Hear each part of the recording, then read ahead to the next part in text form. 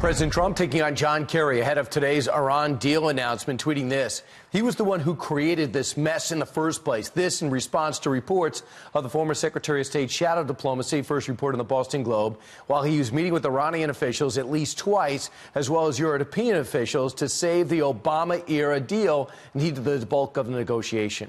Our next guest argues that Kerry's actions are wrong in every way. Here to explain, CIA officer and radio talk show host Buck Sexton. Hey, Buck, this seems to be a violation of the Logan Act, which is never prosecuted, but this is really out of line, isn't it? Yeah, I think that the former Secretary of State, and he needs a reminder that it is in fact former, is wrong on every conceivable level here. I think he's wrong on the substance, which people can disagree on, but the Iran deal has some fatal flaws in it. It has from the start ballistic missiles, the sunset provisions, some of the sites that do not actually get inspections. We can disagree on that. That all said, there's also a bad faith element here. You can only have one Secretary of State, one administration at a time.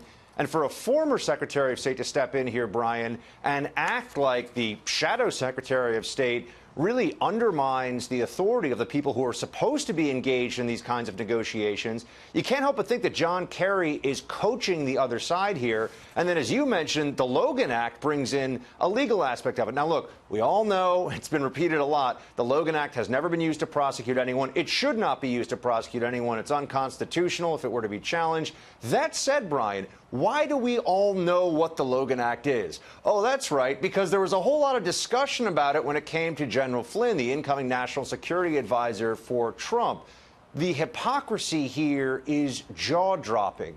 In one case, it's a big deal. In this case, a more egregious and obvious violation of the Logan Act. It seems like there are crickets on this, and we want to know why. Oh, a couple of things.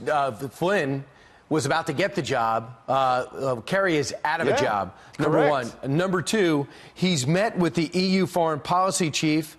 He's also met with Macron of France. He's met with the German president, and he's met twice with the Iranian foreign minister, all to keep this going. Can you imagine how any Bush official felt, like Secretary of State Rice? Well, President Obama decided just to pull us out of Iraq, therefore creating ISIS, kept his mouth shut. What did Kissinger do as we abandoned Vietnam? How did he feel about that? He kept his mouth shut. When asked, he'd respond, but not lobby other governments. Here's what Kerry's spokesperson had to say, if we could pop that up too. He believes it is important that the nuclear agreement, which took the world years to negotiate, remain effective as countries focus on stability in the region.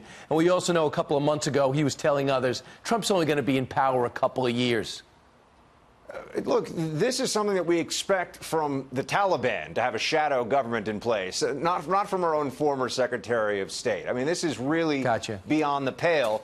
And, you know, to have meetings like this is not casual. This is not someone who's just talking to his former counterparts. He's negotiating from the other side of the table. Buck Sexton, thanks. We'll talk about it. We'll find out more at 2 o'clock. Meanwhile,